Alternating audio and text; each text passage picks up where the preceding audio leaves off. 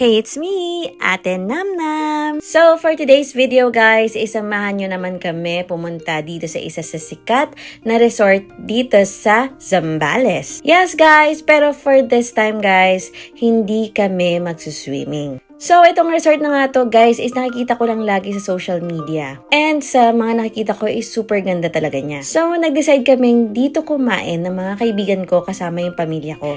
Ito nga pala yung Sundowners Villa located sa Botolan, Zambales. Disclaimer lang guys, hindi to sponsored. So galing nga kasi kami guys ng Cotomine. So nag-side trip na kami going back to Olongapo. At ang masasabi ko lang is sa pagpasok pa lang is sobrang ganda ng pakiramdam dito. Ang lakas maka-aesthetic guys. Malaki yung parking niya. Super light ng ambience niya. As in, sobrang liwanag. Ayan nga pala yung infinity pool nila. Na parang nakadikit siya sa dagat, di ba?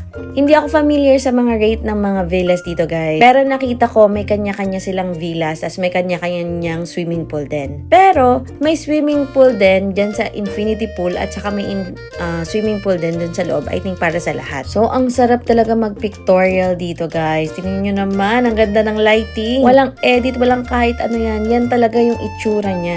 Super ganda. Nag-a-accept sila ng dine-in at walk-in. Kasi nung nagpunta naman kami dito, hindi kami tumawag ahead. Tingnan nyo naman, ultimo itong plate na to, ang bigat talaga niyang plate na yan, yung mga kutsara nila, ang bibigat. Na para bang alta kami.